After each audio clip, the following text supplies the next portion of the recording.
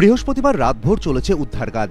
সেতুর ধ্বংসাবশেষের অনেকটাই শুক্রবার সকালের মধ্যে সাফ করে দেন সেনাবাহিনী এবং জাতীয় বিপর্যয় মোকাবিলা বাহিনী। এখন তাদের সামনে সবচেয়ে বড় চিন্তা সেতুর ঝুলে থাকা এই অংশটি। এই ব্রিজের যে দুটো মুখ থুবড়ে পড়া অংশ, দুটো গাড়ির ওপরে সামান্য সাপোর্ট দিয়ে এখনো পর্যন্ত আটকে রয়েছে। এদিকে একটি ট্রাক, ওদিকে একটি সিমেন্ট মিক্সার।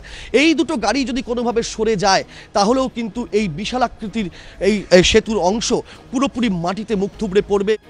সেনা থেকে শুরু করে পূর্ত দফতর, কেএমডিএ, এমনকি বেসরকারি একটি সংস্থার ইঞ্জিনিয়াররাও এদিন ঘটনাস্থল ঘুরে দেখেন।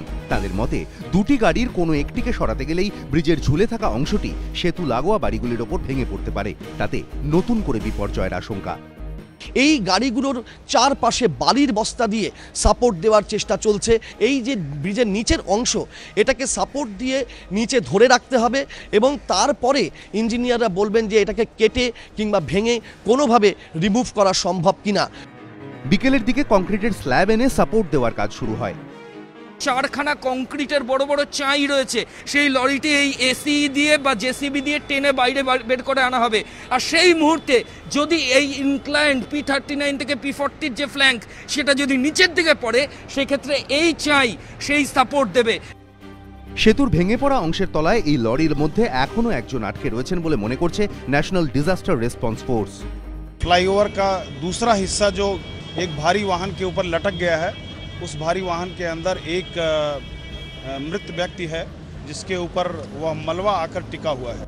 লরিটি যে সংস্থার হয়ে পরিবহনের কাজ করে সেই সংস্থার এক প্রতিনিধি জানিয়েছেন লরির মধ্যে খালাসি আটকে রয়েছেন। যে খালাসি ছিল ও বেরোতে পারে না, মিডিলে ফেসে গেছে। যখন চাপা পড়েছিল তখন জীবিত ছিল, তারপরে আস্তে আস্তে প্রেসার পড়ে মারা যায়। সেতুর ঝুলে থাকা এই অংশের আশেপাশের কয়েকটি বাড়ি নিরাপত্তার কারণে এদিন খালি করে দিতে বলে পুলিশ। কলকাতা পুলিশের তরফে দেওয়া হয় নোটিশও।